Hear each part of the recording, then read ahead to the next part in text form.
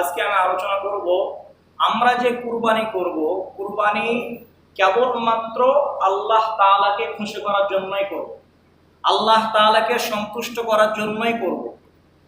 দলিল, যদি আমরা আল্লাহ তাআলাকে খুশি করার জন্য না করি, যদি আমরা লৌকিকতা মানুষকে দেখানোর জন্য কুরবানি করি, মাংস খাওয়ার উদ্দেশ্যে নিয়ত করে কুরবানি করি, তাহলে ওই কুরবানি তো হবে না, বরং হতে পারে ওই কুরবানি আপনাকে আমাকে জাহান্নামে নিয়ে যাবে। দলিল, সুনানে নাসাইর 3140 নম্বর হাদিস, ক্বালান নবিয়্যু সাল্লাল্লাহু আলাইহি ওয়াসাল্লাম ইন্নাল্লাহা লা ইয়াকবালু মিনাল আমাল। নবীজি বলেন, যে ব্যক্তি কোনো আমল করলো আল্লাহ তাআলাকে খুশি করার জন্য নয়, ওই ব্যক্তির আমল আল্লাহ তাআলা কবুল করেন না।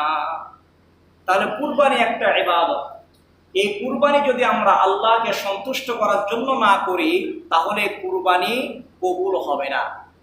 2 নম্বর কথা বললাম যে লোক দেখানো যদি আমরা কুরবানি করি, তাহলে এই কুরবানি হতে পারে আপনাকে আমাকে জাহান্নামে নিয়ে যাবে। এটা দলিল কোথায় আছে? সহিহ মুসলিম, সহিহ মুসলিমের 1905 নম্বর হাদিস। عن أبي هريرة رضي الله تعالى عنه قال سمعت رسول الله صلى الله عليه وسلم يقول, আল্লাহর নবীর সাহাবী হযরত আবু হুরায়রা রাদিয়াল্লাহু তাআলা আনহু বলেন, আমি নবীজিকে বলতে শুনেছি, ইন্না আউওয়ালান নাস ইউকদা ইয়াউমাল কিয়ামা আলাইহি রাজুলুস তুশহিদা। কিয়ামতের ময়দানে সর্বপ্রথম যেই ব্যক্তিকে হিসাবের জন্য ডাকা হবে, সেই ব্যক্তি হবে একজন শহীদ ব্যক্তি। শহীদ কাকে বলে? যেই ব্যক্তি দুনিয়াতে আল্লাহ তাআলার বিধান কায়েম করার জন্য, প্রতিষ্ঠা করার জন্য নিজের জীবনকে উৎসর্গ করে দেয়, ওই ব্যক্তিকে শহীদ বলা হয়। ওই ব্যক্তিকে ডাকা হবে ফাউতিয়া বিহি ফাআরাফাহু নি'মাতাহু ফাআরাফাহা ক্বালা ফামা আমিলতা ফিহা। ওই ব্যক্তিকে ডেকে এনে বলবে, আল্লাহ বলবেন, বান্দা, দুনিয়ার মধ্যে তোমাকে অনেক নিয়ামত দিয়েছি, ওই নিয়ামত তুমি কোন কাজে ব্যয় করেছো, আমার জন্য তুমি কি করেছো? ওই শহীদ ব্যক্তি বলবে, ক্বাতালতু ফিকা হাত্তাস্তুশহিদতু, হে আল্লাহ, দুনিয়াতে তোমার দ্বীন প্রতিষ্ঠা করার জন্য নিজের জীবনকে উৎসর্গ করে দিয়েছি। যখনই এই কথা বলবে, আল্লাহ বলবেন, বান্দা, কাযাবতা, তুই মিথ্যা বলছো, ওয়ালাকিন্নাকা ক্বাতালতা, তুমি জিহাদ করেছো, তুমি নিজের জীবনকে উৎসর্গ করেছো ঠিক, কিন্তু এই তোমার উদ্দেশ্য ছিল লিআইয়ুকালা জারিউন, লোকেরা যেন তোমাকে বীর বাহাদুর বলে, বড় যোদ্ধা বলে, এই নাম কামানোর জন্য তুমি নিজের জীবনকে উৎসর্গ করে দিয়েছো। আমার জন্য তুমি জিহাদ করো নাই, আমার জন্য তুমি নিজের জীবনকে উৎসর্গ করো নাই, বিধায় তোমার ঠিকানা হবে জাহান্নাম। এই কথা বলার পরে আল্লাহ পাক রব্বুল আলামিন ফেরেশতাদেরকে হুকুম দেবেন, সুম্মা উমিরা বিহি, ফেরেশতারা ওই ব্যক্তিকে ফাসহিবা আলা ওয়াজহিহি হাত্তা উলকিয়া ফিন্নার, ওই ব্যক্তিকে, কোন ব্যক্তি? শহীদ ব্যক্তি, ওই শহীদ ব্যক্তিকে উপর করে নিয়ে গিয়ে ফেরেশতারা জাহান্নামে নিক্ষেপ করবে। 2 নাম্বার, ওয়া রাজুলুন তাআল্লামাল ইলমা ওয়া আল্লামাহু ওয়া ক্বারাআল কুরআন।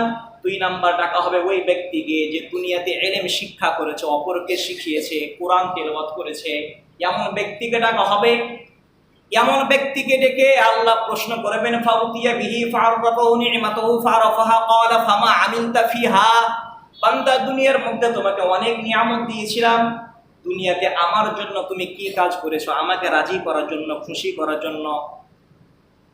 এই জ্ঞানওয়ালা ব্যক্তি উত্তর দিবে, আল্লাহ, আমি দুনিয়াতে তাআল্লামতুল ইলমা ওয়া আল্লামতুহু, দুনিয়াতে আমি নিজে ইলম শিখেছি, জ্ঞান অর্জন করেছি, অপরকে শিক্ষা দিয়েছি। আল্লাহ তাআলা বলবেন, ওয়া ক্বারাআতুল কুরআন, এবং কোরআন শিখে, কোরআন পড়েছি। আল্লাহ বলবেন, কাযাবতা, তুমি মিথ্যা বলছো,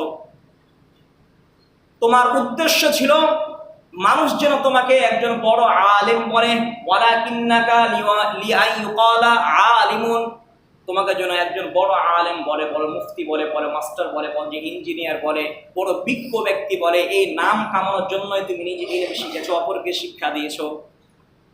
ওয়া ক্বারাআতা ফিকাল কুরআন ওয়া ক্বারাআতাল কুরআন, আর তুমি কোরআন শিখেছো, কোরআন পড়েছো, উদ্দেশ্য ছিল লোকেরা যেন তোমাকে হুয়া কারিউন, একজন ভালো কারি বলে, কোরআন তেলাওয়াতকারী বলে।